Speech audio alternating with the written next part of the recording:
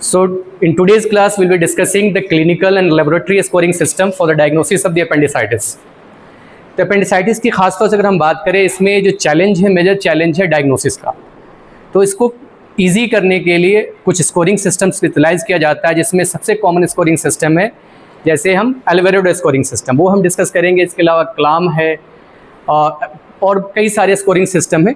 तो जो first scoring system है, जो वाइडली एक्सेप्टेबल है, जो मेजॉरिटी ऑफ द कंडीशन में उस स्केल का इस्तेमाल किया जाता है डायग्नोसिस के लिए, वो स्केल हम आज डिस्कस करेंगे। तो अगर अल्वेरेडो स्कोरिंग सिस्टम की हम बात करें, ये बेस्ड होता है 3 पैरामीटर्स पे। इसके लिए 3 पैरामीटर्स है। फर्स्ट पैरामीटर है जिसमें सिम्टम्स हम काउंट करते हैं, सेकंड पैरामीटर है साइंस के, और थर्ड पैरामीटर है ब्लड टेस्ट का। तो अगर हम बात करें सिम्टम्स में, इनकी ग्रेडिंग की जाती है। तो सिम्टम्स में अगर patient migratory right iliac fossa pain के साथ आ रहा है, तो ऐसी कंडीशन में हम इसको स्कोर देंगे 1। अगर पेशेंट एनोरेक्सिया की हिस्ट्री दे रहा है तो इसको स्कोर देंगे 1। पेशेंट अगर नोजिया एंड वोमिटिंग की हिस्ट्री दे रहा है तो इसको स्कोर देंगे 1, या नोजिया एंड वोमिटिंग की कंप्लेन है पेशेंट की तो इसको स्कोर देंगे 1। नेक्स्ट साइंस की बात आती है। साइंस में अगर राइट इलियक फोसा के अंदर पेशेंट टेंडरनेस की कंप्लेन कर रहा है तो इसको स्कोर देंगे 1। अगर रिबाउंड टेंडरनेस की कंडीशन है, रिबाउंड टेंडरनेस कहते हैं पेन ऑन प्रेशर, तो पेन ऑन प्रेशर है राइट इलियक फोसा के अंदर तो इसको स्कोर देंगे 2। अगर टेम्परेचर एलिवेटेड है, यानी फीवर की कंडीशन है, पेशेंट फीवर की हिस्ट्री दे रहा है तो इसको स्कोर देंगे 1। नेक्स्ट ब्लड टेस्ट की बात आती है। इसमें ल्यूकोसाइटोसिस की कंडीशन देखी जा रही है, यानी टीएलसी मोर देन 10,000 है, तो ऐसी कंडीशन में हम इसको स्कोर देंगे 2। शिफ्ट टू द लेफ्ट, ये फ्रेज है बेसिकली। इस फ्रेज का मतलब होता है कि इमेच्योर डब्ल्यूबीसी का प्रेजेंट होना। अगर आपने सीबीसी कराई, उसके अंदर इमेच्योर डब्ल्यूबीसी प्रेजेंट है, इसको बोलते हैं शिफ्ट टू द लेफ्ट, ठीक है। या सेगमेंटल न्यूट्रोफिल्स प्रेजेंट है, इसको भी हम इसके टर्म्स के अंडर रखते हैं। शिफ्ट टू द लेफ्ट का मतलब ये हुआ कि डब्ल्यूबीसी इमेच्योर प्रेजेंस होना या न्यूट्रोफिल्स सेगमेंटेड प्रेजेंट होना। इस तरह की कंडीशन अगर सीबीसी रिपोर्ट के अंदर लिख के आती है तो इस तरह के कंडीशंस को बोलते हैं शिफ्ट टू द लेफ्ट। अगर shift to the left present है तो इसको स्कोर देंगे 1। टोटल स्कोर 10 होता है। 10 में अगर जो भी कंडीशन प्रेजेंट है उसको स्कोर देंगे, अदरवाइज 0 स्कोर देंगे। क्लियर है? अब स्कोर आपने काउंट किया, स्कोर अगर लेस देन 5 है तो ये केस अपेंडिसाइटिस का नहीं हो सकता। अगर स्कोर मोर देन 5 है और 6 के अप्रॉक्स है तो ये बॉर्डर लाइन केस होता है अपेंडिसाइटिस का। यहाँ दोबारा से री इन्वेस्टिगेट करने की जरूरत है। बॉर्डर लाइन केस है यानी श्योर नहीं है, तो ऐसी कंडीशन में हमें फर्दर इन्वेस्टिगेशन कराने की ज़रूरत है, जो हायर इन्वेस्टिगेशन हो सकता है। जहाँ भी डाउटफुल डायग्नोसिस होगी वहाँ हायर इन्वेस्टिगेशन कंसिडर करेंगे। तो अगर अल्वेरेडो स्कोरिंग सिस्टम के बिहाफ पे अगर आप बात करें, तो अगर स्कोर कितना है, मोर देन 5 है और लेस देन यानी 5 to 6 है, तो ऐसी कंडीशन में हमें दोबारा से रीइवैल्यूएट करने की ज़रूरत है, दोबारा से इन्वेस्टिगेट करने की ज़रूरत है कि ये श्योर केस नहीं है अपेंडिसाइटिस का। नेक्स्ट, अगर स्कोर मोर देन 7 है तो ये श्योर केस है अपेंडिसाइटिस का। यहाँ हमारा ट्रीटमेंट होगा अपेंडिसेक्टोमी। क्लियर है? तो जहाँ हम डिस्कस कर रहे थे, जो मेजर चैलेंज है अपेंडिसाइटिस की कंडीशन में, वो है डायग्नोसिस का।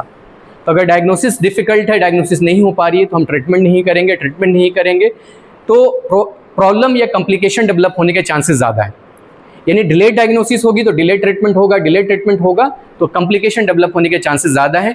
तो इस स्कोरिंग सिस्टम को यूटिलाइज करके हम डायग्नोसिस एस्टेब्लिश कर सकते हैं, और ख़ास तौर से जब डायग्नोसिस करते हैं तो वहाँ डाउटफुल कंडीशन में ये चीज़ें हेल्पफुल हो सकती है। क्लियर है? नेक्स्ट हम बात करेंगे डिफरेंशियल डायग्नोसिस की। वो कौन सी कंडीशन है जिससे हम डिफरेंशिएट करेंगे ताकि आपकी एक्चुअल डायग्नोसिस अपेंडिसाइटिस की बन जाए। तो फर्स्ट कंडीशन है परफोरेटेड पेप्टिक अल्सर, और कॉमन टूल हो सकता है इसके लिए एक्सरे एब्डोमेन हम कराएंगे। जब भी परफोरेशन होगा तो एक्सरे के अंदर फाइंडिंग ये होगी कि क्लाउडी अपीयरेंस होता है डायफ्राम के लॉन्ग। एक्सरे हम कराएंगे, एक्सरे एब्डोमेन कराएंगे, इरेक्ट पोस्चर्स के अंदर कराएंगे।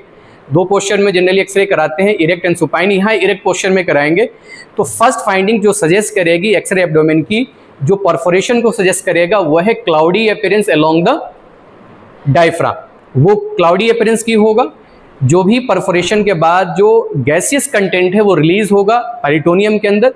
गैस की प्रॉपर्टी होती है अगेंस्ट द ग्रेविटी मूव करता है, अगेंस्ट द ग्रेविटी मूव करेगा। तो upper part of the abdomen में जो बाउंड्री है, जो लिमिट करता है एब्डोमेन को, वह है डायफ्राम। डायफ्राम से बियॉन्ड वो गैसेस नहीं क्रॉस कर सकता। तो ऐसी कंडीशन में गैस वहाँ इकट्ठा होगा, और जब हम एक्सरे लेंगे तो गैस ब्लैक शेडो के अंदर दिखता है एक्सरे में। तो वहां एक क्लाउडी अपीयरेंस दिखाई देगी और यही क्लाउडी अपीयरेंस शो करता है किसको? परफोरेशन ऑफ द अपेंडिक्स को। तो perforation of the peptic ulcer, अगर अपेंडिक्स भी परफोरेट कर रहे हैं तो ये फाइंडिंग हो सकती है। तो पेप्टिक अल्सर परफोरेशन हम इजीली डायग्नोज कर सकते हैं। इसके अलावा पेल्विक गडल का एरिया होगा, वहां फ्लूइड एयर लेवल मिलेगा, फ्लूइड का अकुमुलेशन मिलेगा, तो वो चीज़ें हम एक्सरे की मदद से भी डायग्नोज कर सकते हैं या जो हायर इन्वेस्टिगेशन है उसकी भी मदद ले सकते हैं। तो सिंपल टूल जिसके बिहाफ पे हम डायग्नोज कर सकते हैं पेप्टिक अल्सर परफोरेशन की, पहले तो हिस्ट्री मिलेगी, पेशेंट पेप्टिक अल्सर की हिस्ट्री देगा, पेन की हिस्ट्री देगा और साथ साथ में परफोरेशन होगा। परफोरेशन के नतीजे में पेरिटोनाइटिस की कंडीशन डेवलप होगी तो उसकी क्लिनिकल फाइंडिंग हो सकती है। इन्वेस्टिगेशन में जो मैंने फाइंडिंग बताई, खासतौर से सिंपल टूल जो एक्सरे है, एक्सरे की मदद से आप डायग्नोज कर सकते हैं कि केस पेप्टिक अल्सर परफोरेशन का है या नहीं है। तो हमें फर्स्ट जिस कंडीशन से डिफ्रेंशिएट करनी है वो कंडीशन है पेप्टिक अल्सर परफोरेशन, यानी ये सारी कंडीशन है जिनको एक्सक्लूड करेंगे ताकि आपकी एक्चुअल डायग्नोसिस किसकी बन जाए? अपेंडिसाइटिस की।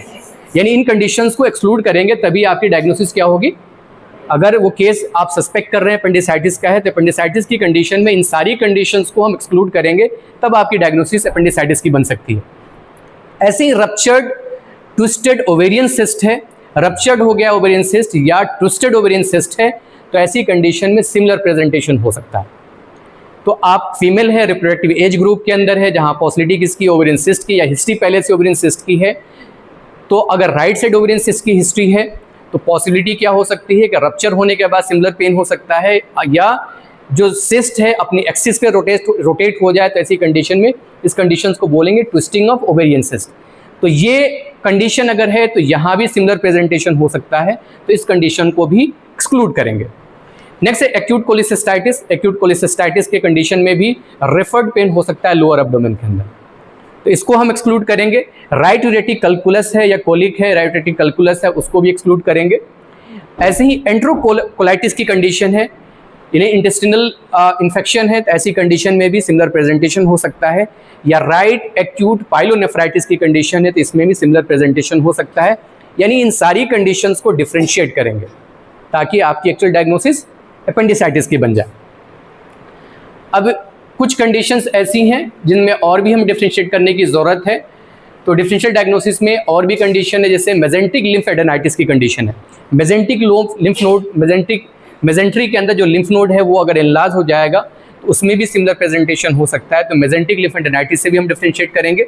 लोबार निमोनिया है, राइट साइड की जो लोब है, राइट साइड का जो लंग्स है, उसके जो लोअर लोब के अंदर निमोनिया डेवलप होगा तो वहाँ भी रिफर्ड पेंड हो सकता है lower part of the abdomen के अंदर, तो लोबार निमोनिया से एक्सक्लूड करेंगे। लोबार निमोनिया को एक्सक्लूड करने के लिए सिंपल आप एक्सरे करा सकते हैं, एक्सरे चेस्ट कराएंगे, उसमें अगर निमोनिया की कंडीशन है तो उसमें पैचेस दिख सकते हैं, ओपेसिटी दिख सकती है। क्रॉन्स डिजीज है, इससे डिफ्रेंशिएट करेंगे।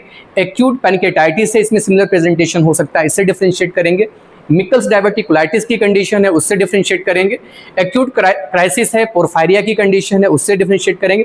सल्पेंजाइटिस की कंडीशन में खासतौर से अगर fallopian tube, right side fallopian tube पे इन्फ्लामेशन होगा तो उसमें भी सिमिलर प्रेजेंटेशन हो सकता है। तो फीमेल अगर रिप्रोडक्टिव एज ग्रुप के अंदर है या फीमेल पेशेंट है तो वहाँ हम सल्पेंजाइटिस से भी डिफ्रेंशिएट करेंगे। डायबिटिक एब्डोमेन, कुछ डायबिटिक पेशेंट के अंदर भी एब्डोमिनल पेन होता है तो उससे भी डिफ्रेंशिएट करेंगे।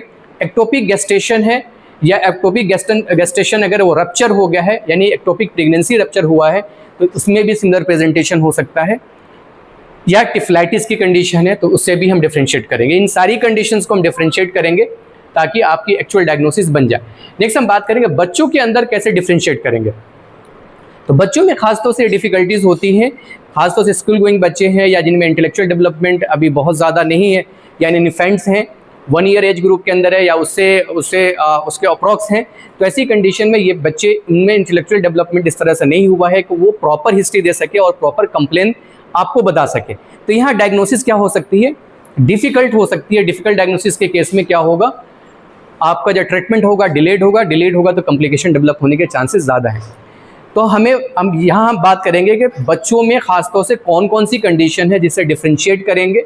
अगर बच्चा सिमिलर प्रेजेंटेशन से आ रहा है तो सिमिलर प्रेजेंटेशन की कंडीशन में वो कौन कौन सी कंडीशन है जिससे डिफ्रेंशिएट करेंगे ताकि आपकी एक्चुअल डायग्नोसिस अपेंडिसाइटिस की बन जाए। फर्स्ट है मिकल्स डायवर्टिकुलाइटिस।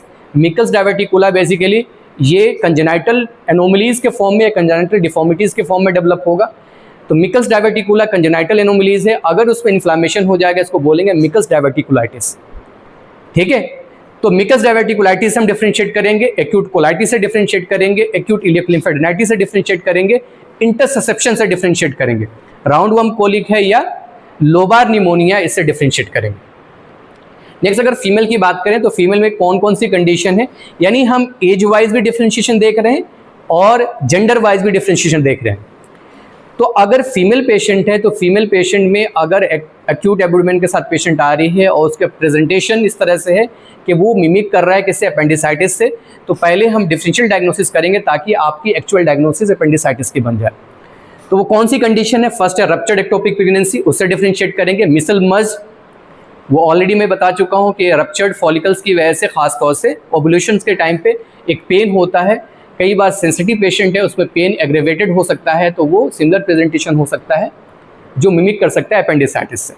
ऐसे ओवेरियन सिस्टोजन है, सल्पिन जो ओफ्राइटिस की कंडीशन है, तो ये भी इस कंडीशंस को भी हम एक्सक्लूड करेंगे ताकि आपकी डायग्नोसिस अपेंडिसाइटिस की बन जाए। नेक्स्ट हम बात कर देंगे एल्डरली पेशेंट्स के अंदर। एल्डरली पेशेंट यानी एज वाइज अगर हम बात करें तो नेक्स्ट एज ग्रुप है वो एल्डरली पेशेंट। Elderly patient